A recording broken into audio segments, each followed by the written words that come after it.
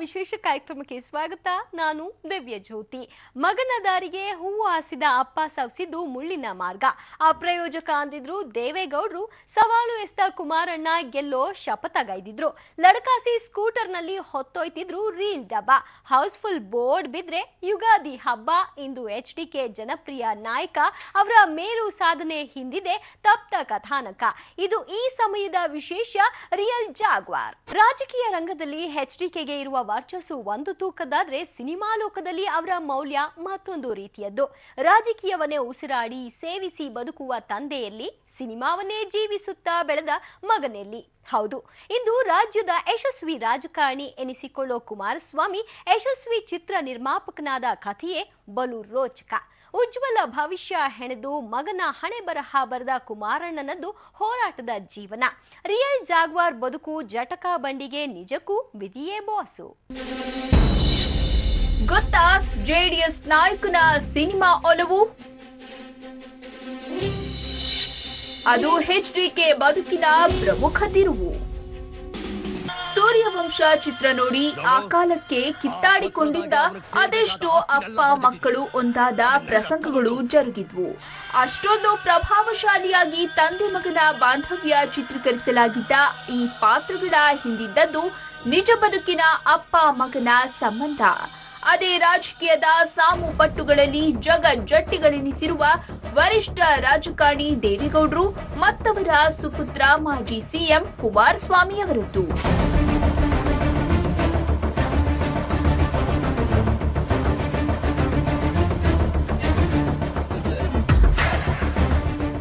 ದಿನನಿತ್ಯದ ದಿನಚರಿಯಲ್ಲಿ ಬಹುಪಾಲು ರಾಜಕೀಯಕ್ಕೆ ಮೀಸಲಿಡುವ HDK ಒಂದು ಸಮಯದಲ್ಲಿ ತಮ್ಮಿಡೀ ಬದುಕನ್ನೇ ಸಿನಿಮಾಗಾಗಿ ತೆಯ್ದ ದಿನಗಳಿತ್ತು. ಆ ದಿನಗಳ ಪುಟಗಳನ್ನ ನಾವಿಂದು ಮತ್ತೆ ತಿರುವಿ ಹಾಕಿದ್ರೆ ನಮ್ಮ ಕಣ್ಮುಂದೆ ನಿಲ್ಲುವ ಕುಮಾರಸ್ವಾಮಿ ಅವರೇ ಬೇರೆ. ಅದಕ್ಕೂ ಮುನ್ನ ಸೂರ್ಯವಂಶ ಚಿತ್ರದ ಈ ದೃಶ್ಯವನ್ನ ಮತ್ತೊಮ್ಮೆ ನೋಡ್ಬಿಡಿ. ಇದು ಸೂರ್ಯವಂಶದಲ್ಲಿ ಸುಮ್ಮನೆ ತೋರಿಸಿದ ದೃಶ್ಯವಲ್ಲ. ಆ ದೃಶ್ಯದಲ್ಲಿ, ಆ ಬೈಗುಳಗಳಲ್ಲಿ ನಿಜ ಬದುಕಿನ ಅಗಾಧ ಭಾವನೆಗಳು ತುಂಬಿವೆ. ಈ ದೃಶ್ಯವು ಮಗ ಕುಮಾರಸ್ವಾಮಿ ಮೇಲೆ ದೇವೇಗೌಡರು ಸಿಟ್ಟಾಗಿ ಗುಡುಕ್ತಾ ಇದ್ದ ದಿನಗಳು ಅಂದ್ರೆ ನಂಬ್ತೀರಾ? ಹೌದು, ಮಗ ಕುಮಾರ ಓದಿ ಎಂಜಿನಿಯರ್ ಆಗ್ಲಿ ಅಂತ ಅತೀವ ಆಸೆ ಇಟ್ಕೊಂಡಿದ್ದ ಗೌಡ್ರು ಆಗೆಲ್ಲ ನೀನು ಉದ್ಧಾರ ಆಗಲ್ಲ ಅಂತ ಬೈದು ಬಿಟ್ಟಿದ್ರಂತೆ. ಇವನು ಓದಲ್ಲ, ಜವಾನನ ಕೆಲಸಕ್ಕೆ ಸರಿ ಅಂತ ಒರಟಾಗಿ ಹೇಳಿಬಿಟ್ಟಿದ್ರಂತೆ. ನಮ್ಮ ತಂದೆಗೆ ಸುತಾರಾಮ್ ಇಷ್ಟ ಇರಲಿಲ್ಲ. ನಾನು ಫಸ್ಟು ಪಾರ್ಲಿಮೆಂಟ್ ಚುನಾವಣೆ ಕ್ಯಾಂಡಿಡೇಟ್ ಆದಾಗ ಕೊನೆ ನಿಮಿಷದವರೆಗೂ ನನಗೆ ನನ್ನ ತಂದೆ ಕೊಡೋಕ್ಕೆ ತಯಾರಾಗಿಲ್ಲ. ಅವರು ರಾಜ್ಯದ ಮುಖ್ಯಮಂತ್ರಿ. ಕೊನೆಗೆ ಸಿಂಧ್ಯಾ ಅವರು ನಿಂತ್ಕೊಳ್ಳಲಿಲ್ಲ, ವರದೇಗೌಡರು ನಿಂತ್ಕೊಳ್ಳಲಿಲ್ಲ. ಒಂದು B.Pharm ಕೊನೆ ನಿಮಿಷದಲ್ಲಿ 3 ಗಂಟೆ ನಾಮಿನೇಷನ್ ಹಾಕ್ಲಿಕ್ಕೆ ಕೊನೆಯದೇ ಟೈಮು. ನನಗೆ 2-2.5 ತೆಗೆದು ಎಷ್ಟರು ಆಗ್ತಿಲ್ಲ ಇದನ್ನು B.Pharm. ಹೋಗಿ ನೀನು ನಡೆ ಬರ, ಏನೋ ಉದ್ಧಾರ ಆಗಲ್ಲ ಅನ್ನೋ ರೀತಿಯಲ್ಲಿ. ಅದು ಹಾಗೆ ನಾನು ಎತ್ಕೊಂಡು ಹೋದವನು. ದೊಡ್ಡಗೌಡ್ರು ಭಾವನೆಗಳನ್ನ ಹೊರ ಹಾಕ್ತಾ ಇರ್ಲಿಲ್ಲವಾದ್ರೂ ಮಗನ ಭವಿಷ್ಯದ ಚಿಂತೆ ಸದಾ ಅವರನ್ನ ಕಾಡ್ತಾ ಇತ್ತು. 4 ಗಂಡು ಮಕ್ಕಳ ಪೈಕಿ 3 ಭಾಗ್ಯ ರೇಖೆ ಒಲಿತಿತ್ತು. ಬಾಲಕೃಷ್ಣ ಗೌಡ ಸರ್ಕಾರಿ ಅಧಿಕಾರಿಯಾಗಿದ್ರೆ ರೇವಣ್ಣ ರಾಜಕೀಯದ ವಾರಸುದಾರರಾಗಿದ್ರು. ಇನ್ನು ವೈದ್ಯ ವೃತ್ತಿ ಕಿರಿಯ ಮಗ ರಮೇಶ್ ಅವರ ಕೈ ಹಿಡಿದಿತ್ತು. ಆದ್ರೆ ಕುಮಾರಸ್ವಾಮಿ ಮಾತ್ರ ಜೀವನದಲ್ಲಿ ನೆಲೆ ನಿಂತಿರ್ಲಿಲ್ಲ. ಈ ಕಳವಳ ದೇವೇಗೌಡರನ್ನ ಬಾಧಿಸ್ತಾ ಇತ್ತು. ಹೀಗಾಗಿ ಅಂದಿನ ಮುಖ್ಯಮಂತ್ರಿ ರಾಮಕೃಷ್ಣ ಹೆಗಡೆ ಅವರಿಗೆ ಸಹಾಯ ಕೋರಿ ಒಮ್ಮೆ ಪತ್ರ ಬರೆದಿದ್ರು. ಬೆಂಗಳೂರು ಮಹಾನಗರ ಪಾಲಿಕೆಗೆ ಸಂಬಂಧಿಸಿದಂತೆ ಯಾವುದಾದ್ರೂ ಗುತ್ತಿಗೆಯನ್ನ ಕುಮಾರಸ್ವಾಮಿಗೆ ನೀಡಬೇಕೆಂದು ಗೌಡರು ಮನವಿ ಮಾಡಿದ್ರು. ಆದಾಗ್ಯೂ ಕುಮಾರಣ್ಣನ ಬದುಕು ಹಳಿ ಮೇಲೆ ಬರಲಿಲ್ಲ. ಯಾಕಂದ್ರೆ ವಿಧಿಯ ಲೀಲೆ ಬೇರೆಯದ್ದೇ ಆಗಿತ್ತು. ಅಂದು ಕುಮಾರಸ್ವಾಮಿ ಅವರ ಬೆನ್ನ ಹಿಂದೆಯೇ ಹೊದಿಕೆ ಹೊದ್ದು ಪ್ರಚಂಡ ಭವಿಷ್ಯ ನಿಂತಿದ್ರು ಯಾರ ಕಣ್ಣಿಗೂ ಬಿದ್ದಿರಲಿಲ್ಲ. ಕಾಲಾಯ ತಸ್ಮೈ ನಮಃ ಅನ್ನೋದು HDK ಬಾಳಲಿ ಅಕ್ಷರಶಃ ನಿಜವಾಯಿತು. ಅವರತ್ತ ತೂರಿ ಬಂದ ಅಪಮಾನದ ಕಲ್ಲುಗಳನ್ನೆಲ್ಲ ಕೂಡಿಟ್ಟು ಅಭಿಮಾನದ ಮಹಲು ಕಟ್ಟಿದ್ರು ಕುಮಾರಣ್ಣ. ತಂದೆ ರಾಜಕೀಯ ಪಿತಾಮಹ ಭೀಷ್ಮ, ಮಗನ ಕಣಕಣದಲ್ಲೂ ಬರೀ ಸಿನಿಮಾ. ಡಾಕ್ಟರ್ ರಾಜ್ ಚಿತ್ರಗಳೆಂದ್ರೆ ಹುಚ್ಚು ವಿಪರೀತ. ಹಣವಿಲ್ದಿದ್ರೂ ನೋಡೇ ತೀರುವ ಹಠ. ದೇವೇಗೌಡರಿಗೆ ಮಗನ ಭವಿಷ್ಯದ ಬಗ್ಗೆ ತುಂಬಾ ಚಿಂತೆ ಇತ್ತು. ಆದ್ರೆ ಇತ್ತ HDK ಸಿನಿಮಾ ವ್ಯಾಮೋಹ ವಿಪರೀತ. ಕೈಯಲ್ಲಿ ಹಣವಿಲ್ದಿದ್ರೂ ಸಿನಿಮಾ ನೋಡುವ ಹುಚ್ಚು. ಗೆಳೆಯರ ಗುಂಪಿನಲ್ಲಿ ಹೋಗಿ ಸಿನಿಮಾ ನೋಡು ಆಸೆ.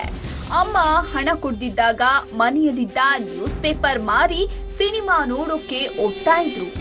HDK ಕಾಲೇಜ್ ದಿನಗಳಿಂದಲೂ ಡಾಕ್ಟರ್ ರಾಜ್ಕುಮಾರ್ ಚಿತ್ರಗಳೆಂದ್ರೆ ಪ್ರಾಣ. ರಾಜ್ ಸಿನಿಮಾಗಳಲ್ಲಿನ ಮೌಲ್ಯವನ್ನ ತಮ್ಮ ಬದುಕಲು ಅಳವಡಿಸಿಕೊಳ್ಳಲು ಮುಂದಾಗ್ತಾ ಇದ್ರು.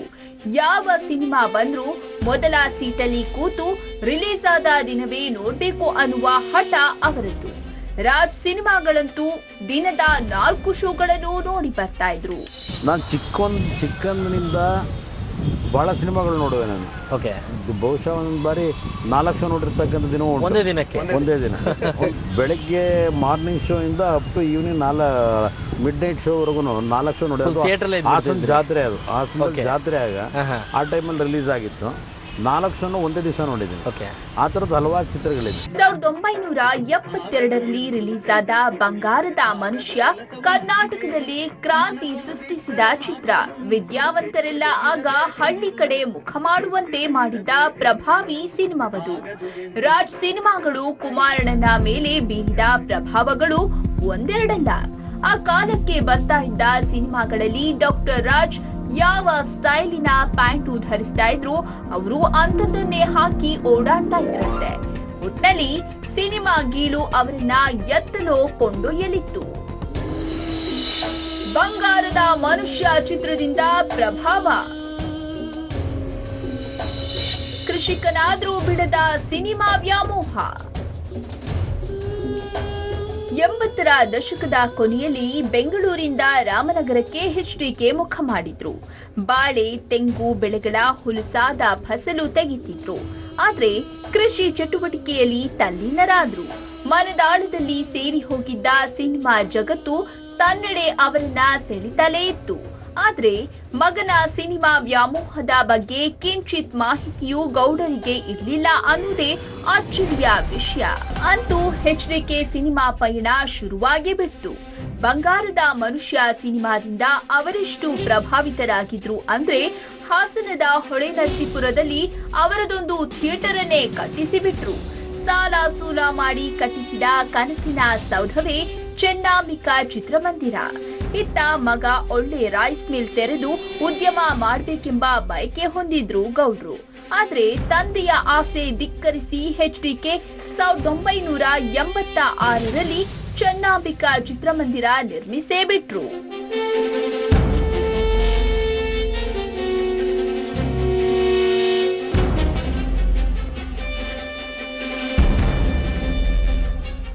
HDK ಸಿನಿಮಾ ಪ್ರೇಮದ ಮತ್ತಷ್ಟು ಮಾಹಿತಿಯನ್ನ ನಿಮ್ಮ ಸಿನಿಮಾ ಪ್ರೇಮ ಬಾಲ್ಯದಲ್ಲೇ ಶುರುವಾದ್ರೂ ಅದಕ್ಕೆ ಹೊಸ ಆಯಾಮ ಸಿಕ್ಕಿದ್ದು HDK ಬಣ್ಣದ ಲೋಕದಲ್ಲಿ ಸ್ವತಃ ತೊಡಗಿಕೊಳ್ಳಲು ಶುರುವಾದಾಗ.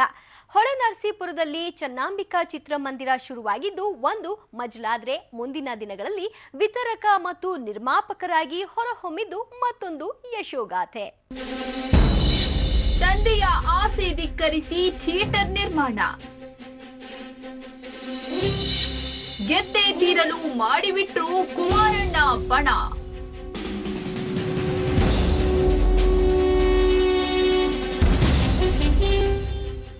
ಹಿಂದೊಮ್ಮೆ ತಮಗೆ ಬಂದಿರುವ ಭಾವನಾತ್ಮಕ ವ್ಯಕ್ತಿತ್ವ ಸಿನಿಮಾಗಳಿಂದಲೇ ಅಂತ ಒಪ್ಪಿಕೊಂಡಿದ್ರು HDK. ಕುಮಾರಸ್ವಾಮಿ ಅವರು ತಮ್ಮ ಚೆನ್ನಂಬಿಕಾ ಚಿತ್ರಮಂದಿರವನ್ನ ಕೇವಲ ಹಣ ಸಂಪಾದನೆ ಉದ್ದೇಶದಿಂದ ನಿರ್ಮಿಸಿದ್ದಲ್ಲ. ಚೆನ್ನಂಬಿಕಾ ಚಿತ್ರಮಂದಿರ ಅವರ ಸಿನಿಮಾ ಪ್ರೇಮದ ಪ್ರತೀಕ. ಸಿನಿಮಾ ಜಗತ್ತಿನೆಡೆಗೆ ಅವರಿಗಿದ್ದ ಸೆಳೆತದ ಸಂಕೇತ. ಅಪ್ಪನ ರೈಸ್ ಮಿಲ್ ಮಾಡುವ ಉದ್ದೇಶ ಧಿಕ್ಕರಿಸಿ ತಮ್ಮ ಸಿನಿ ಪ್ರೀತಿಯನ್ನ ಬೆವರಿನ ರೂಪದಲ್ಲಿ ಬಸಿದು HDK ನಿರ್ಮಿಸಿದ ಥಿಯೇಟರ್ ಅದು. ಮನೆಯಲ್ಲಿ ಒಂದು ರೈಸ್ ಮಿಲ್ ಹಾಕಬೇಕು ಅಂತ ಇದ್ರಲ್ಲಿ ಆ ಜಾಗದಲ್ಲಿ ನಾನೇ ರಿಕ್ವೆಸ್ಟ್ ಮಾಡಿದೆ, ರೈಸ್ ಮಿಲ್ ಬೇಡ, ಒಂದು ಚಿತ್ರಮಂದಿರ ಕಟ್ಟೋಣ ಅಂತ. ಅದರ ಮೇಲೆ ಅದು ನಮ್ಮ ತಂದೆಯವ್ರ ಜೊತೆ ಪುಟ್ಸಾಂಬೋಡ್ರು ಅಂತ ಇದ್ದರು, ಅವರೊಂದು ರೈಸ್ ಮಿಲ್ ಹಾಕಬೇಕು ಅಂತ ತೀರ್ಮಾನ ಮಾಡಿಬಿಟ್ಟಿದ್ರು. ಮತ್ತು ನಮ್ಮಲ್ಲಿ ರೈವಲ್ರಿ ಯಾಕೆ ಅಂತೇಳಿ ಫಾದರ್ನು ಇಲ್ಲ ನಾವು ರೈಸ್ ಮಿಲ್ ಹಾಕೋದು ಬೇಡ ಅಂತೇಳಿ ತೀರ್ಮಾನ ತಗೊಂಡು ಥಿಯೇಟ್ರ್ ಕಟ್ಟೋದು. ಅಷ್ಟೇ ಅಲ್ಲದೆ ಥಿಯೇಟರ್ ನಿರ್ಮಿಸಿದ ಮೇಲೆ ಅದರಲ್ಲಿ ಅತ್ಯುತ್ತಮ ಚಿತ್ರಗಳೇ ರಿಲೀಸ್ ಆಗುವಂತೆ ಜತನ ವಹಿಸ್ತಾ ಇದ್ರು. ಬೆಂಗಳೂರಿನಿಂದ ಬಸ್ಸಿಂದ ಸಿನಿಮಾ ರೇಲ್ಗಳನ್ನ ತಂದು ಒಂದು ಬಜಾಜ್ ಸ್ಕೂಟರ್ನಲ್ಲಿಟ್ಕೊಂಡು ಥಿಯೇಟರ್ಗೆ ಸಿನಿಮಾ ರೇಲ್ಗಳನ್ನ ಸ್ವತಃ ಹೊತ್ತು ತರ್ತಾ ಇದ್ರು. ಚನ್ನಾಂಬಿಕಾ ಥಿಯೇಟರ್ನಲ್ಲಿ ಪ್ರದರ್ಶನ ಕಂಡ ಮೊದಲ ಚಿತ್ರ ಅಣ್ಣಾವ್ರ ಅಭಿನಯದ ಭಾಗ್ಯದ ಲಕ್ಷ್ಮೀ ಬಾರಮ್ಮ. ಮೊದಲ ಶೋ ಗಳಿಕೆ ಕೇವಲ 64 ರೂಪಾಯಿ. ಬೆಂಗಳೂರಿನಿಂದ ಒಂದು 2 ಬಾಕ್ಸ್ ಹಾಕೊಂಡ್ರೆ ಫಿಲಮ್ ಬಾಕ್ಸ್ಗಳನ್ನ ಮೈಸೂರಿಗೆ ಹೋಗಿ ಮೈಸೂರಿನಲ್ಲಿ ಒಂದು ಕನ್ನಡ ಪಿಕ್ಚರ್ ತಗೊಳ್ಳೋದು, ಇಲ್ಲಿ ನಾನ್ ಕನ್ನಡ ಪಿಕ್ಚರ್ಗಳು 2 ಬಾಕ್ಸ್ ಇಟ್ಕೊಳ್ಳುವೆ. ಏಕೆಂದರೆ ಅವತ್ತು ನಾನು ಥಿಯೇಟ್ರ್ ಪ್ರಾರಂಭ ಮಾಡಿದಾಗ ಮಾರ್ನಿಂಗ್ ಶೋ 60 ರೂಪಾಯಿ 65 ರೂಪಾಯಿ ಕಲೆಕ್ಷನ್ ಬರ್ತಿತ್ತು. ಒಂದು ದಿವಸಕ್ಕೆ 3,000 ರೂಪಾಯಿ ಕಲೆಕ್ಷನ್ ಎಲ್ಲ 4 ಶೋಗೆ.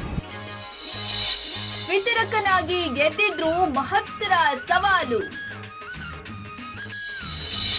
ಸ್ಟಾರ್ ನಟರ ಚಿತ್ರಗಳಿಗೆ ತಂದ್ರು ಬಿಗ್ ವ್ಯಾಲ್ಯೂ.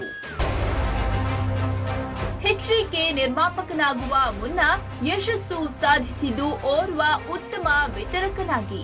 ಪ್ರಪ್ರಥಮ ಬಾರಿಗೆ ರೆಬಲ್ ಸ್ಟಾರ್ ಅಂಬರೀಶ್ ನಟಿಸಿದ್ದ ಇಂದ್ರಜಿತ್ ಸಿನಿಮಾಗೆ ಅವರು ವಿತರಕನಾಗಿದ್ರು. ಬಳಿಕ ಅವೆಷ್ಟೋ ಹಿಟ್ ಸಿನಿಮಾಗಳನ್ನ ಹಳೆ ಮೈಸೂರು ಭಾಗದಲ್ಲಿ ವಿತರಣೆ ಮಾಡಿ ಸಕ್ಸಸ್ ಕಂಡ್ರು. ಅಂಬಿ ಸಿನಿಮಾಗಳು ಆ ಕಾಲಕ್ಕೆ 4-4.5 ಲಕ್ಷಕ್ಕಿಂತ ಹೆಚ್ಚು ಬೆಲೆಗೆ ಮಾರಾಟವಾಗ್ತಲೇ ಇರಲಿಲ್ಲ. ಆದ್ರೆ HDK ವಿತರಕರಾಗ್ತಿದ್ದಂತೆ ಅಂಬಿ, ಪ್ರಭಾಕರ್ ರಂತಹ ತಾರೆಗಳ ಸಿನಿಮಾಗಳಿಗೆ 3-4 ಪಟ್ಟು ಹೆಚ್ಚಿಗೆ ವ್ಯಾಲ್ಯೂ ಸಿಗತೊಡಗಿತು. ಏನು ಎಕ್ಸಿಬಿಷನ್ ಲೈನ್ನಲ್ಲಿ ಹೊಳೆನರಸೀಪುರದಲ್ಲಿ 5,000-10,000 ರೂಪಾಯಿ ಒಂದು ಪಿಕ್ಚರ್ಗೆ ಕೊಡ್ತಾ ಇದ್ದಿದ್ದೆ ದೊಡ್ಡದು. ಇವತ್ತು ಅಂಥ ಕಡೆ ದೊಡ್ಡ ಮಟ್ಟದಲ್ಲಿ ಇಂಪ್ರೂವ್ಮೆಂಟ್ ಮಾಡಿದೆ. ಅಲ್ಲಿಂದ ಡಿಸ್ಟ್ರಿಬ್ಯೂಟರ್ ಆದಮೇಲೆ ನಾನು ಕೆಲವು ಪಿಕ್ಚರ್ಗಳಿಗೆ ಏನು ವೆಚ್ಚ ಮಾಡ್ತಾ ಇದ್ದೆ, ಹಲವಾರು ಜನ ಹಳೆ ಡಿಸ್ಟ್ರಿಬ್ಯೂಟರ್ಗಳನ್ನು ಕಾಮೆಂಟ್ಸ್ ಮಾಡೋರು, ಏನು ದುಡ್ಡು ಹೆಚ್ಚಾಗಿದೆಯಾ ನಿಮಗೆ ಅಂತ ಹೇಳಿ, ಈ ಥರ ದುಡ್ಡು ಕೊಟ್ಟು ಯಾಕೆ ಖರೀದಿ ಮಾಡ್ತೀರಿ ಅಂತ. ನಾನು ಡಿಸ್ಟ್ರಿಬ್ಯೂಟರ್ ಆಗಿ ನಾನು ಬದುಕಬೇಕು ಅಂತ ಮಾಡಲಿಲ್ಲ, ಚಿತ್ರರಂಗ ಬದುಕಿಸ್ಬೇಕು ಅಂತಲೇ ಹಿಂದೆ ನಾನು ಡಿಸ್ಟ್ರಿಬ್ಯೂಟರ್ ಆದಾಗ ಯಾವ ಕೆಲವು ಚಿತ್ರಗಳ ಖರೀದಿ 3 ಲಕ್ಷ 4 ಲಕ್ಷ ರೂಪಾಯಿ ಇತ್ತು ಅವತ್ತಿನ ಕಾಲದಲ್ಲಿ, 85-86ರಲ್ಲಿ. ಆ ಏರಿಯಾ ಮೈಸೂರು, ಮಂಡ್ಯ, ಹಾಸನ, ಕೊಡಗು 4 ಒಂದು ಡಿವಿಷನ್. ಒಂದು ಪಿಕ್ಚರ್, ಈಗ ಅಂಬರೀಷ್ ಅವ್ರ ಪಿಕ್ಚರ್ ಇರ್ಬೋದು, ಪ್ರಭಾಕರ್ ಅವ್ರದ್ದು ಇರ್ಬೋದು, ಈ ಥರ ಆರ್ಟಿಸ್ಟ್ಗಳದ್ದು 3.5-4 ಲಕ್ಷದ ಮೇಲೆ ಯಾರೂ ಖರೀದಿ ಮಾಡ್ತಿರಲಿಲ್ಲ. ಅಂಥ ಒಂದು ಪರಿಸ್ಥಿತಿಯಲ್ಲಿ 15 ಲಕ್ಷ 20 ಲಕ್ಷ ರೂಪಾಯಿನ ಖರೀದಿ ಮಾಡ್ತಕ್ಕಂಥ ರೀತಿಯಲ್ಲಿ ಏರಿಕೆ ಮಾಡ್ತಾ ಬಂದೆ. ಫಿಲ್ಮ್ ಡಿಸ್ಟ್ರಿಬ್ಯೂಷನ್ ನಲ್ಲಿ ಹಿಡಿತ ಸಿಗ್ತಾ ಇದ್ದಂತೆ HDK ಚಿತ್ತ ಸಿನಿಮಾ ನಿರ್ಮಾಣದತ್ತ ವಾಲಿತ್ತು. ಆ ಆಸೆ ಮೊಳಕೆ ಹೊಡೆಯುತ್ತಿದ್ದಂತೆ ಮೈಸೂರಿನಲ್ಲಿ ಚನ್ನಾಂಬಿಕಾ ಚಿತ್ರ ನಿರ್ಮಾಣ ಸಂಸ್ಥೆಯ ಕಚೇರಿ ಶುರುವಾಗಿ ಬಿಟ್ಟು 2000ನೇ ಇಸ್ವಿ ಕುಮಾರಸ್ವಾಮಿ ಬದುಕಿನಲ್ಲಿ ಹೊಸ ಪರ್ವಕ್ಕೆ ನಾಂದಿ ಹಾಡಿದ ವರ್ಷ. ಇನ್ನೇನು ಪ್ರೇಕ್ಷಕನ ಅಭಿರುಚಿಗೆ ತಕ್ಕಂತೆ ಕಥೆ ಆಯ್ಕೆ ಶುರುವಾಗಿ ಬಿಡ್ತು. ಹಾಗೆ HDK ನಿರ್ಮಿಸಲು ಫೈನಲ್ ಮಾಡಿದ ಕಥೆಯೇ ಸಾಹಸ ಸಿಂಹ ವಿಷ್ಣುವರ್ಧನ್ ಅಭಿನಯದ ಸೂಪರ್ ಹಿಟ್ ಸಿನಿಮಾ ಸೂರ್ಯವಂಶ. ಅರಿತಿದ್ರು ಕನ್ನಡ ಪ್ರೇಕ್ಷಕನ ಸಂವೇದನೆ. ಅದುವೇ ಚಿತ್ರ ನಿರ್ಮಿಸಲು ನಿಜ ಪ್ರೇರಣೆ. ಮಗ ಹಿಡಿದ ಯಾವ ಕೆಲಸನೂ ಪೂರ್ಣಗೊಳಿಸದ ಸ್ವಭಾವ ಮೊದಲಿನಿಂದಲೂ ಗೌಡ್ರಿಗೆ ನಿದ್ದೆಗೆಡಿಸಿತ್ತು. ಆದ್ರೆ ಅದಾಗ್ಲೇ ಕನ್ನಡ ಸಿನಿಪ್ರಿಯರ ಸಿನಿಮಾ ಸಂವೇದನೆಗಳನ್ನ ಸೂಕ್ಷ್ಮವಾಗಿ ಅರ್ಥೈಸಿಕೊಂಡಿದ್ದ ಅವರು ಎಂಥ ಸಿನಿಮಾ ಕೊಟ್ರೆ ಗೆಲುವು ಕಟ್ಟಿಟ್ಟ ಬುತ್ತಿ ಅಂತ ಅರಿತಿದ್ರು. ಸಿನಿಮಾ ಲೋಕದಲ್ಲಿ ತಮ್ಮ ಚಾಪು ಒತ್ತಿದ್ದ ಕುಮಾರಣ್ಣ ಧೈರ್ಯದಿಂದ ಸಿನಿಮಾ ನಿರ್ಮಾಣಕ್ಕೆ ಕಾಲಿಟ್ಟೇ ಬಿಟ್ರು. ಸೂರ್ಯವಂಶ ಸಿನಿಮಾ ನಿರ್ಮಿಸಲು ಇದ್ದ ಒಂದು ಕಾರಣ ಸಿನಿಮಾ ಪ್ರೀತಿಯಾದ್ರೆ ಮತ್ತೊಂದು ಮಹತ್ವದ ಕಾರಣ ತಂದೆ ದೇವೇಗೌಡರ ಸುಡುಕೋಪ. ಸೂರ್ಯವಂಶ ಚಿತ್ರ ಕನ್ನಡದಲ್ಲಿ ಬರುವ ಮೊದಲೇ ತಮಿಳು ಮತ್ತು ತೆಲುಗಲ್ಲಿ ರಿಲೀಸ್ ಆಗಿ ಹಿಟ್ ಆಗಿತ್ತು. ಆದ್ರೆ ಆ ಸಿನಿಮಾ ನಿರ್ಮಿಸಲು ಕುಮಾರಣ್ಣನಿಗೆ ಘನ ಕಾರಣವಿತ್ತು. ಆ ಚಿತ್ರದ ಪರಭಾಷೆಯ ವರ್ಷನ್ ನೋಡಿದ ತಕ್ಷಣ ಕುಮಾರಣ್ಣನ ಮನಸ್ಸಲ್ಲಿ ಮೂಡಿದ್ದು ತಮ್ಮದೇ ಬದುಕಿನ ಚಿತ್ರಣದ ತದ್ರೂಪು. ತಂದೆ ದೇವೇಗೌಡರು ತನ್ನ ವಿಚಾರದಲ್ಲಿ ಎಷ್ಟು ಕಟ್ಟುನಿಟ್ಟು ಮತ್ತು ನಿಷ್ಠುರತೆ ಹೊಂದಿದ್ರೋ ಹಾಗೆ ಇತ್ತು ಸೂರ್ಯವಂಶದ ಕಥಾಹಂದರ. ಸಿನಿಮಾದಲ್ಲಿದ್ದಷ್ಟು ನಿಷ್ಠುರತೆ ಅಲ್ದಿದ್ರೂ ಸಾಮ್ಯತೆಯಂತೂ ಇತ್ತು. ಸೂರ್ಯವಂಶ ಸಿನಿಮಾ ಬರೀ ಅದು ಯಾರೇ ಆ ಸಿನಿಮಾ ನೋಡಿದ್ರೆ ಅಯ್ಯೋ ಇಲ್ಲ ಇದು ನಮ್ಮನೇಲಿ ನಡೀತಕ್ಕಂಥ ಸ್ಟೋರಿ, ಪ್ರತಿಯೊಬ್ಬರು ಮನೇಲೂ ಆ ರೀತಿ ಭಾವನೆ ಬರ್ತದೆ. ಇದು ನನ್ನ ಸ್ಟೋರಿ, ಇದು ನನಗೆ ಒಂದು ಸಿಮಿಲಾರಿಟಿ ಕಾಣ್ತದೆ. ಖಂಡಿತ. ಅದು ಆ ಒಂದು ಹಿನ್ನೆಲೆಯಲ್ಲೇ ನಾನು ಸ್ವಲ್ಪ ಎಲ್ಲೋ ಒಂದು ಸವಾಲಾಗಿ ಸ್ವೀಕಾರ ಮಾಡಿ ಮನಸ್ಸಿನಲ್ಲಿ. ಬಹುಶಃ ನಾನು ರಾಜಕಾರಣಕ್ಕೆ ಬರ್ತಾ ಇರಲಿಲ್ಲ. ರಾಜಕೀಯಕ್ಕೆ ಬರಬೇಕಾದ್ರೂ ಯಾವುದೋ ಒಂದು ಘಟನೆಯಿಂದ ನಾನು ರಾಜಕಾರಣಕ್ಕೆ ಬಂದೆ. ಆ ಸೂರ್ಯವಂಶ ಕಥೆನಲ್ಲೂ ಕೊನೆಗೆ ಅವನು ನಾಲಾಯಕು, ಅವನು ಯಾವುದಕ್ಕೂ ಉಪಯೋಗ ಬರದೇ ಇರತಕ್ಕಂಥವನು ಅಂತಕ್ಕಂಥದ್ದು ಆ ನಾಯಕನ ಕ್ಯಾರೆಕ್ಟರ್ ಏನಿದೆ. ಆಮೇಲೆ ಅವನು ಸ್ವಂತ ದುಡಿಮೆ ಮೇಲೆ ಅವನು ಬರ್ತಕ್ಕಂಥದ್ದೇನಿದೆ, ಅದೆಲ್ಲ ಒಂದು ರೀತಿ ನಮ್ಮಗಳ ಜೀವನದಲ್ಲಿ ನಡ್ಕೊಂಬಂದಿರ್ತಕ್ಕಂಥದ್ದು. ಅದರಲ್ಲಿ ಅಪ್ಪ ಮಗ ಇಬ್ಬರ ಪಾತ್ರವನ್ನು ವಿಷ್ಣು ಬಲು ಸೊಗಸಾಗಿ ನಿರ್ವಹಿಸಿದ್ರು. ಇವೆರಡು ಪಾತ್ರಗಳಲ್ಲಿ ಅಸಲಿಗೆ ದೇವೇಗೌಡರು ಮತ್ತು ಕುಮಾರಸ್ವಾಮಿಯವರ ತಂದೆ ಮಗನ ನಡುವಿನ ರಿಯಲ್ ಕೆಮಿಸ್ಟ್ರಿಯನ್ನೇ ಮೇಳೈಸಿ ಪಾತ್ರಗಳನ್ನ ಬೆಸೆಯಲಾಗಿತ್ತು. ಸಿನಿಮಾ ರಿಲೀಸ್ ಆದ್ಮೇಲೆ ಕಂಡ ಯಶಸ್ಸು ಅತ್ಯಮೋಘ. ಮಗನ ಭವಿಷ್ಯದ ಬಗ್ಗೆ ಚಿಂತಿತರಾಗಿದ್ದ ರಾಜಕೀಯ ಭೀಷ್ಮ ಮತ್ತೊಂದು ವಿಭಿನ್ನ ರಂಗದಲ್ಲಿ ಪುತ್ರನ ಯಶಸ್ವಿ ಪಯಣ ಕಂಡು ನಿರುಮ್ಮಳರಾಗಿದ್ರು. ಮಗನ ಸಾಧನೆ ಬಗ್ಗೆ ಹೆಮ್ಮೆ ಮೂಡಿತ್ತು. ಸೂರ್ಯವಂಶ ತಂದುಕೊಟ್ಟ ಅಭೂತಪೂರ್ವ ಯಶಸ್ಸು ಬಳಿಕ ಎಚ್ಡಿಕೆ ಗಲಾಟೆ ಅಳಿಯಂದ್ರು ಚಂದ್ರಚಕೋರಿ ಚಿತ್ರ ನಿರ್ಮಿಸಿದ್ರು. ಒಟ್ನಲ್ಲಿ ಅವು ಎಚ್ಡಿಕೆ ಬದುಕಿನಲ್ಲಿ ಮುಟ್ಟಿದ್ದೆಲ್ಲ ಚಿನ್ನ ಎನ್ನುವಂತಹ ದಿನಗಳಾಗಿತ್ತು. ಕುಮಾರಸ್ವಾಮಿ ಸ್ಟಾರ್ ಪ್ರೊಡ್ಯೂಸರ್ ಆಗೋಕೆ ಕಾರಣ ಯಾರು? ಇಂದು ರಾಜಕೀಯ ರಂಗದಲ್ಲಿ ಕುಮಾರಸ್ವಾಮಿ ತಂದೆ ಕಟ್ಟಿದ ಪಕ್ಷದಲ್ಲಿದ್ರು ಓರ್ವ ರಾಜಕಾರಣಿಯಾಗಿ ಅವರದು ಸೆಲ್ಫ್ ಮೇಡ್ ಸಕ್ಸಸ್. ಸಿನಿಮಾ ರಂಗದಲ್ಲೂ ಅಷ್ಟೇ ತಂದೆಯ ಪ್ರಭಾವ ನೆರಳಿಲ್ಲದೆ ಅವರು ಬೆಳೆದ ರೀತಿ ಪ್ರೇರಣೀಯ. ಸ್ವಂತ ಪ್ರಯತ್ನ ಮತ್ತು ಶ್ರಮದೊಟ್ಟಿಗೆ ಮಡದಿಯ ಒತ್ತಾಸೆಯ ಫಲವೇ ಅವರು ಸ್ಟಾರ್ ಪ್ರೊಡ್ಯೂಸರ್ ಆಗಲು ಕಾರಣ. ಕುಮಾರಸ್ವಾಮಿ ಅವರು ಏಕಾಂಗಿಯಾಗಿ ಶ್ರಮಪಟ್ಟು ಬೆವರಿಳಿಸಿ ದುಡಿದ ಆ ದಿನಗಳು ಮತ್ತೊಮ್ಮೆ ಚೆನ್ನಾಂಬಿಕಾ ಥಿಯೇಟರ್ ಕಟ್ಟಿದ ದಿನಗಳತ್ತ ಹೊರಡುವಂತೆ ಮಾಡ್ತವೆ. ಕುಮಾರಣ್ಣನ ಕನಸಿನ ಕೂಸಾದ ಚೆನ್ನಾಂಬಿಕದಲ್ಲಿ ಪ್ರಪ್ರಥಮವಾಗಿ ರಿಲೀಸ್ ಆದ ಸಿನಿಮಾ ಡಾಕ್ಟರ್ ರಾಜ್ ಅಭಿನಯದ ಭಾಗ್ಯದ ಲಕ್ಷ್ಮೀ ಬಾರಮ್ಮ. ಆಗೆಲ್ಲ ಸಿನಿಮಾ ಕೆಲಸಗಳಿಗಾಗಿ ಮೈಸೂರು ಬೆಂಗಳೂರು ಅಂತ ಓಡಾಡೋದಿದ್ರೆ ತಾವೇ ಸ್ವತಃ ಮುತುವರ್ಜಿ ವಹಿಸಿ ಹೋಗಿ ಬರ್ತಾ ಇದ್ರು. ಬಜಾಜ್ ಸ್ಕೂಟರ್ ನಿಂದ ಎಚ್ಡಿಕೆ ಸವಾರಿ ಕ್ರಮೇಣ ಅಂಬಾಸಿಡರ್ ಕಾರಿಗೆ ಬದಲಾಯಿತು. ಆ ಕಾರು ಬರ್ತಿದ್ದಂಗೆ ಕುಮಾರಸ್ವಾಮಿ ಕಾರ್ಯವ್ಯಾಪ್ತಿ ಇನ್ನೂ ಹೆಚ್ಚಾಯಿತು. ಇಡೀ ಹಾಸನ, ಮೈಸೂರು, ಮಂಡ್ಯ ಸೇರಿ ಹಳೆ ಮೈಸೂರು ಭಾಗಕ್ಕೆ ವಿತರಕರಾಗಿ ಬಿಟ್ರು ಕುಮಾರಣ್ಣ. ಬಸ್ಸಿಂದ ತರ್ತಾ ಇದ್ದ ರಿಲಿನ ಬಾಕ್ಸ್ಗಳನ್ನ ಬೆಂಗಳೂರು, ಮೈಸೂರಿಗೆ ಹೋಗಿ ಕಾರಿನಲ್ಲಿ ಇಟ್ಕೊಂಡು ಅದು ಸರಿರಾತ್ರಿಯೇ ಆಗಿರ್ಲಿ ತಂದು ಥಿಯೇಟರ್ಗೆ ತಲುಪಿಸಿ ಬಿಡ್ತಿದ್ರು ಕುಮಾರಸ್ವಾಮಿ. ಬೆಂಗಳೂರಿಂದ ಹೊರಟು ಹೊಳೆನರಸೀಪುರಕ್ಕೆ ಹೋಗಿ ಮೈಸೂರು, ಹೊಳೆನರಸೀಪುರ ಮುಗಿಸಿ ಮತ್ತೆ ರಾತ್ರಿ ಬಂದು ಬೆಂಗಳೂರು ವಾಪಸ್ ಬರೋದೆ. ಏಕೆಂದರೆ ಆಗ್ತಾನೆ ಮದುವೆ ಆಗಿದ್ದೆ. ಬೆಳಗ್ಗೆ ಹೊರಟವ್ರು 8 ಗಂಟೆಗೆ ಮನೆ ಬಿಟ್ಟರೆ ರಾತ್ರಿ 12 ಗಂಟೆಗೆ ವಾಪಸ್ ಬರಬೇಕು. ಕೊನೆ ಶೋನ ಕಲೆಕ್ಷನ್ಸ್ ಎಲ್ಲ ಇದು ಮಾಡಿ ಕ್ಲೋಸ್ ಮಾಡಿ ಬರ್ತಾಯಿದ್ದೆ. ಡಿಸ್ಟ್ರಿಬ್ಯೂಟ್ರ್ ಆದಮೇಲೆ ಬಹುಶಃ ನಮ್ಮ ಏನು ಎಕ್ಸಿಬಿಷನ್ ಲೈನ್ನಲ್ಲಿ ಹೊಳೆನರಸೀಪುರದಲ್ಲಿ 5,000 10,000 ರೂಪಾಯಿ ಒಂದು ಪಿಕ್ಚರ್ಗೆ ಕೊಡ್ತಾ ಇದ್ದಿದ್ದೆ ದೊಡ್ಡದು. ಇವತ್ತು ಅಂಥ ಕಡೆ ಇವತ್ತು ದೊಡ್ಡ ಮಟ್ಟದಲ್ಲಿ ಇಂಪ್ರೂವ್ಮೆಂಟ್ ಮಾಡಿದೆ. ಇವತ್ತು ಜನರ ಮನೆ ಮನೆಗೆ ಹೋಗಿ ಅವರ ಸಂಕಷ್ಟಗಳನ್ನ ಆಲಿಸಿ ಅದಕ್ಕೆ ಪರಿಹಾರ ಕೊಡುವಂತಹ ಅಪೂರ್ವ ಪರಿಕಲ್ಪನೆಯ ಹರಿಕಾರ ಅಂತ ಕುಮಾರಸ್ವಾಮಿ ಕರೆಯಲ್ಪಡ್ತಾರೆ. ಆದ್ರೆ ಅದಕ್ಕೆ ಒಂದು ರೀತಿಲಿ ಅವರ ಮೇಲೆ ಸಿನಿಮಾಗಳು ಬೀರಿದ ಪ್ರಭಾವ ಅಂದ್ರೆ ತಪ್ಪಾಗಲ್ಲ. ತಮ್ಮ ಚೆನ್ನಾಂಬಿಕಾ ಥಿಯೇಟರ್ ನಲ್ಲಿ ಸಿನಿಮಾಗಳು ರಿಲೀಸ್ ಆದಾಗ ಕುಮಾರಸ್ವಾಮಿ ಯಾವ ಶೋಗೆ ಎಷ್ಟು ಕಲೆಕ್ಷನ್ ಆಯ್ತು ಅಂತ ಲೆಕ್ಕಾಚಾರ ಹಾಕ್ತಾ ಕೂರೋ ಕ್ಯಾಟಗರಿಗೆ ಸೇರ್ತಾ ಇರ್ಲಿಲ್ಲ.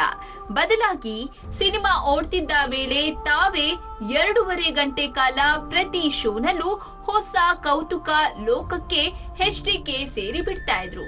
ಪ್ರೊಜೆಕ್ಷನ್ ರೂಮ್ ನಲ್ಲಿ ನಿಂತು ಜನರ ಪ್ರತಿಕ್ರಿಯೆ ಹೇಗಿರುತ್ತೆ ಅಂತ ಗಮನಿಸ್ತಾ ಇದ್ರಂತೆ. ಯಾವ ದೃಶ್ಯಕ್ಕೆ ಜನ ಖುಷಿ ಪಡ್ತಾರೆ, ಯಾವ ದೃಶ್ಯ ಬೇಸರ ತರಿಸುತ್ತೆ, ಯಾವ ಸೀನಲ್ಲಿ ಎಮೋಷನಲ್ ಆಗ್ತಾರೆ, ಎಲ್ಲ ಸೂಕ್ಷ್ಮಗಳನ್ನ ಗಮನಿಸ್ತಾ ಇದ್ರಂತೆ ಎಚ್ಡಿಕೆ.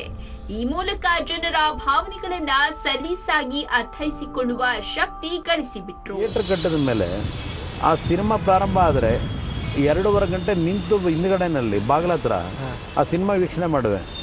ಯಾವ್ಯಾವ ಸೀನ್ನಲ್ಲಿ ಜನ ಯಾವುದನ್ನು ಆ್ಯಕ್ಚುಲಿ ಅವರು ಅಕ್ಸೆಪ್ಟ್ ಮಾಡ್ತಾರೆ, ಯಾವುದಕ್ಕೆ ಖುಷಿ ಪಡ್ತಾರೆ, ಎಂಥ ಒಂದು ವಿಷಯಗಳಿಗೆ ವಿಷಲ್ ಆಗ್ತಾರೆ, ಅದೆಲ್ಲ ಸೂಕ್ಷ್ಮ ಗಮನಿಸ್ಕೊಂಡು ಬಂದಿದ್ದೀನಿ. ನಾನು ಡಿಸ್ಟ್ರಿಬ್ಯೂಷನ್ ಮಾಡಬೇಕಾದ್ರೂ 199% ನಾನು ಸಕ್ಸಸ್ ಆಗೋ ಕಾರಣ ಇವತ್ತು ಜನರ ಭಾವನೆ ಯಾವ ಥರ ಇದೆ, ಜನ ಯಾವ ಒಂದು ಇಶ್ಯೂಗಳು ಬಂದಾಗ ಇಷ್ಟಪಡ್ತಾರೆ, ಅದೆಲ್ಲ ನಾನು ಸೂಕ್ಷ್ಮವಾಗಿ ಗಮನಿಸಿದ್ದೀನಿ. ಅದ್ರ ಮೇಲೇ ಸಕ್ಸಸ್ ಆಗಿದ್ದೀನಿ. ಸಿನಿಮಾ ರಂಗದಲ್ಲಿ ದೊಡ್ಡ ಮಟ್ಟಕ್ಕೆ ಬೆಳೆಯಬೇಕೆಂಬ ಉದ್ದೇಶದಿಂದಲೇ HDK ಸಿನಿಮಾ ಲೋಕಕ್ಕೆ ಕಾಲಿಟ್ಟಿದ್ದು.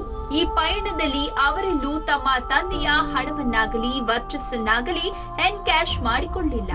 ಇದಕ್ಕೆ ಉದಾಹರಣೆ ಅವರು ಸಿನಿಮಾ ಡಿಸ್ಟ್ರಿಬ್ಯೂಟರ್ ಆಗಿ ಬೆಳೆದು ಬಂದ ರೀತಿ. ಕುಮಾರಣ್ಣ ವಿತರಕನಾಗಿ ಯಶಸ್ಸು ಸಾಧಿಸಿದ್ರು ನಿಜ, ಆದ್ರೆ ಅದಕ್ಕಾಗಿ ಫೈನಾನ್ಸ್ ಬೇಕಾದಾಗ ಅವರೆಂದೂ ತಂದೆಯ ನೆರವು ಪಡೆದಿದ್ದಿಲ್ಲ. ಬದಲಾಗಿ ಗಾಂಧಿನಗರದಲ್ಲಿ ಸಾಲ ಮಾಡಿ ವಿತರಣೆ ಮಾಡ್ತಾ ಇದ್ರು. ಯಾರನ್ನೂ ಅವಲಂಬಿಸದೆ ಏಕಾಂಗಿಯಾಗಿ ಸ್ವತಂತ್ರನಾಗಿ ಗಾಂಧಿನಗರಕ್ಕೆ ಕಾಲಿಟ್ಟವರು ಇಂದು ಕನ್ನಡ ಚಿತ್ರರಂಗದಲ್ಲಿ ಬಹುಕೋಟಿ ವೆಚ್ಚದ ಚಿತ್ರಗಳನ್ನ ನಿರ್ಮಿಸುವ ಸಾಹಸಿ ನಿರ್ಮಾಪಕನೆಂದೇ ಹೆಸರುವಾಸಿ. ಚಂದ್ರಚಕೋರಿ ಅಂತ ಹೇಳಿ ಸಿನಿಮಾ ಮಾಡೋದು, ಅವತ್ತು ಹೊಸ ಆರ್ಟಿಸ್ಟ್ ಮುರಳಿ ಅವರು ಹೊಸಬರಾಗ್ತಾರೆ. ನನ್ನ ಚಿತ್ರದಲ್ಲೇ ಪ್ರವೇಶ ಆಗಿದ್ದು, ಆದರೂ ನಾನು ಉತ್ತಮವಾದಂಥ ರೀತಿಯಲ್ಲೇ ವೆಚ್ಚದ ಬಗ್ಗೆ ನೋಡಲಿಲ್ಲ. ನಾನು ಆ ಕತೆ ನನಗೆ ಹಿಡಿಸಿತ್ತು. ಆ ಕತೆ ಮಾಡಬೇಕಾದ್ರೆ ಯಾವುದೇ ವೆಚ್ಚದ ಹಣದ ಖರ್ಚಿನ ಬಗ್ಗೆ ಯೋಚನೆ ಮಾಡಿದ್ರೆ ಕ್ವಾಲಿಟಿ ಬರಬೇಕು ಅಂತ ಅವತ್ತು ನಾನು ಹೊಸ ಆರ್ಟಿಸ್ಟ್ ಇದ್ದರು, ಅವತ್ತು ಅದೇ ರೀತಿ.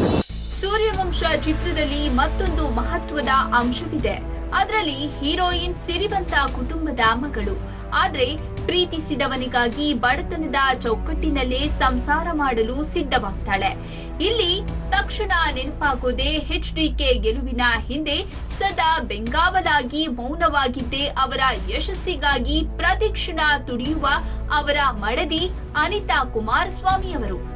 ಹೌದು, ಮೂಲತಃ ಸಿರಿವಂತ ಕುಟುಂಬದಿಂದ ಬಂದ ಅನಿತಾ ಅವರು ಪತಿ ಕೃಷಿಕನಾದಾಗ್ಲೂ ಸಾಥ್ ಕೊಟ್ರು, ಸಿನಿಮಾ ನಿರ್ಮಿಸಿದಾಗ್ಲೂ ಬೆಂಬಲಿಸಿದ್ರು, ರಾಜಕೀಯಕ್ಕೆ ಧುಮುಕಿದಾಗ್ಲೂ ಬೆಂಗಾವಲಾಗಿದ್ರು. ಆದ್ರೆ ನಿಖಿಲ್ ಅದೃಷ್ಟ ನೋಡಿ, ತಂದೆ ಸೆಲ್ಫ್ ಮೈಂಡ್ ವ್ಯಕ್ತಿತ್ವದಿಂದಲೇ ವಿಶೇಷ ವರ್ಚಸ್ಸನ್ನ ರಾಜಕೀಯ ಮತ್ತು ಸಿನಿಮಾ ಲೋಕದಲ್ಲಿ ಗಳಿಸಿದವರಾದ್ರೆ, ನಿಖಿಲ್ ಪಾಲಿಗೆ ಸಿನಿಮಾ ಲೋಕಕ್ಕೆ ಧುಮುಕಲು ಹೆಚ್ಚಿಗೆ ಕಸರತ್ತು ಮಾಡಬೇಕಾಗಿಲ್ಲ. ಹೀರೋ ಆಗಲು ಮಾಡಿಕೊಳ್ಳಬೇಕಾದ ಪೂರ್ವ ತಯಾರಿಗಳೇ ಸಾಕಾದವು. ಯಾಕಂದ್ರೆ ಬೆಂಗಾವಲಿಗೆ ಖುದ್ದು ತಂದೆಯೇ ಇದ್ದಾರೆ. ತಂದೆ ಮಗನಿಗಾಗಿ ಪ್ರೀತಿಯಿಂದ ಕೋಟ್ಯಾಂತರ ರೂಪಾಯಿ ವೆಚ್ಚ ಮಾಡಿ ಇವತ್ತು ಜಾಗ್ವಾರ್ ತೆರೆಗೆ ತಂದಿದ್ದಾರೆ. ಅದೇನೇ ಇಲ್ಲಿ ಅಂದಿನಿಂದ ಇಂದಿನವರೆಗೂ ಕುಮಾರಸ್ವಾಮಿ ಸಿನಿಮಾ ಪ್ರೀತಿಯಲ್ಲಿ ವಿತರಕ ನಿರ್ಮಾಪಕನಾಗಿ ಗೆದ್ದು ಪ್ರೇರಣೆಯಾದ್ರೆ, ಕೃಷಿಕನಾಗಿ ರೈತಪರ ಕಾಳಜಿಯ ರಾಜಕಾರಣಿಯಾಗಿ ಅವರು ನಿಜಕ್ಕೂ ಮಾದರಿ.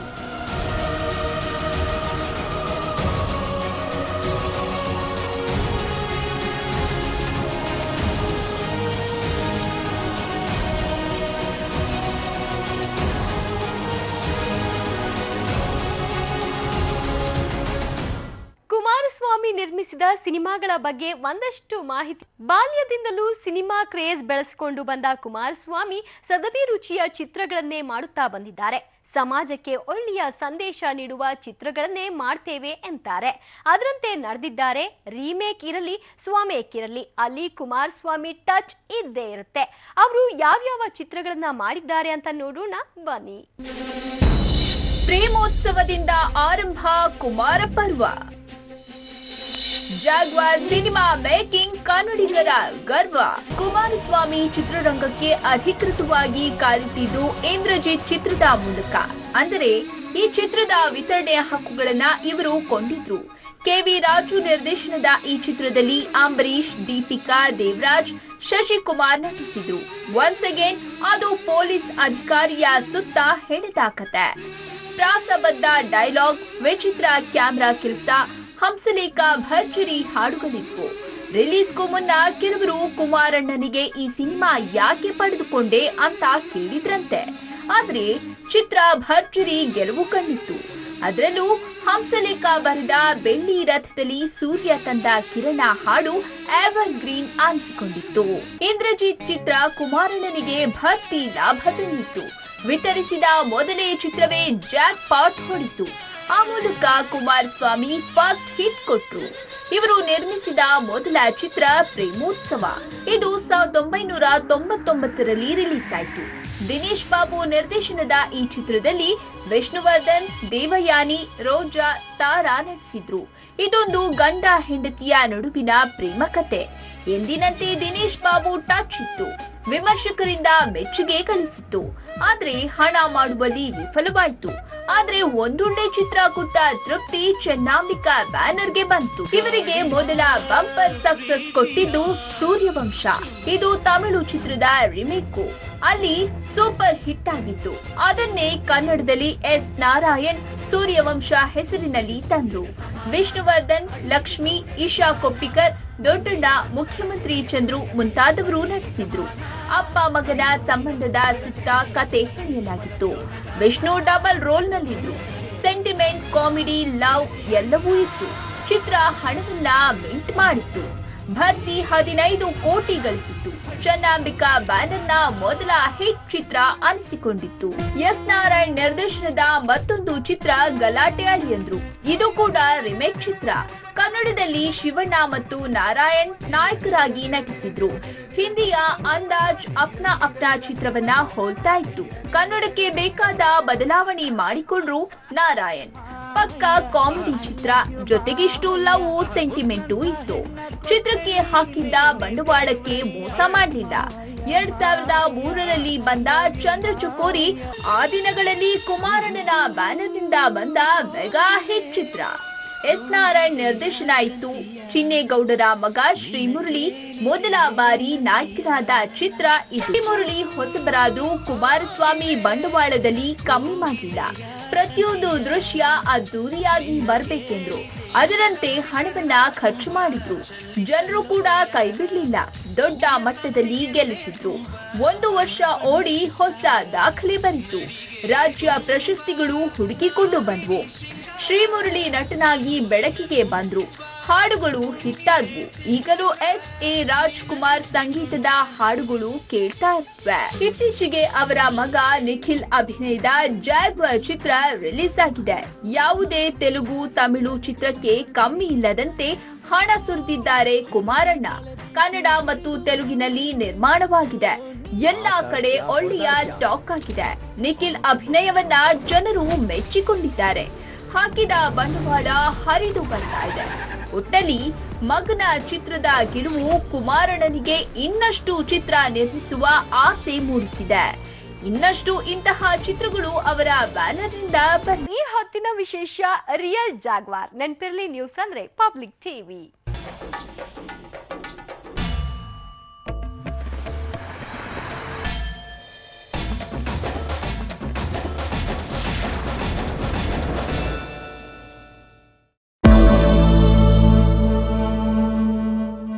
ಮೊದಲು ಮಹದಾಯಿ ಕಡೆಗೆ ಹೋಗೋಣ. ಕಾವೇರಿ ಬಳಿಕ ಮಹದಾಯಿ ಹೋರಾಟ ಕಾವೇರುವ ಎಲ್ಲ ಲಕ್ಷಣಗಳು ಕಾಣಿಸ್ತಾ ಇವೆ. ಇದೇ 21ಕ್ಕೆ ಮುಂಬೈನಲ್ಲಿ ಕರ್ನಾಟಕ, ಗೋವಾ, ಮಹಾರಾಷ್ಟ್ರದ ಮುಖ್ಯಮಂತ್ರಿಗಳ ಸಭೆ ನಡೆಯುತ್ತೆ. ಈ ಸಂಬಂಧ ಇದೇ 19ರಂದು ರಾಜ್ಯದಲ್ಲಿ ಸರ್ವಪಕ್ಷ ಸಭೆ ಕರೆದಿರುವುದಾಗಿ ಮುಖ್ಯಮಂತ್ರಿ ಸಿದ್ದರಾಮಯ್ಯನವರು ಪ್ರಕಟಿಸಿದ್ದಾರೆ. ಇನ್ನು ಭಾರತದಲ್ಲಿ ಪಾಕ್ ಕಲಾವಿದರ ನಿಷೇಧಕ್ಕೆ ನನ್ನ ಬೆಂಬಲವಿದೆ. ದೇಶ ಮೊದಲು ನಂತರ ಕಲಾವಿದರು ಅಂತ ಕಲಬುರಗಿಯಲ್ಲಿ ದೊಡ್ಡ ಮನೆ ಹುಡುಗ ಪುನೀತ್ ರಾಜ್ಕುಮಾರ್ ಹೇಳಿಕೆ ಕೊಟ್ಟಿದ್ದಾರೆ. ದೊಡ್ಡ ಮನೆ ಹುಡುಗ ಸಿನಿಮಾದ ಪ್ರಮೋಷನ್ಗೆ ಕಲಬುರಗಿಗೆ ಬಂದಿದ್ದಂತಹ ಪುನೀತ್ ರಾಜ್ಕುಮಾರ್ ನೀರಿನ ವಿಷಯ ಬಂದಾಗ ಕೇವಲ ಕಾವೇರಿ ಮಾತ್ರ ಅಲ್ಲ, ಉತ್ತರ ಕರ್ನಾಟಕದ ಸಮಸ್ಯೆಯ ಬಗ್ಗೆ ಚಿತ್ರರಂಗ ಹೋರಾಟ ನಡೆಸಿದೆ. ಯಾವುದೇ ಕಾರಣಕ್ಕೂ ಕೂಡ ಉತ್ತರ ಕರ್ನಾಟಕದ ಬಗ್ಗೆ ಸಿನಿಮಾ ರಂಗ ನಿರ್ಲಕ್ಷ್ಯತನ ಮಾಡೋದಿಲ್ಲ ಅಂತ ಹೇಳಿಕೆ ಕೊಟ್ಟರು. ಈ ಸಂದರ್ಭದಲ್ಲಿ ಪುನೀತ್ ರಾಜ್ಕುಮಾರ್ ನೋಡೋದಕ್ಕೆ ಅಭಿಮಾನಿಗಳು ಮುಗಿಬಿದ್ರು. ಬಳಿಕ ತೆರೆದ ವಾಹನದಲ್ಲಿ ಮೆರವಣಿಗೆ ಕೂಡ ಮಾಡಿದ್ರು.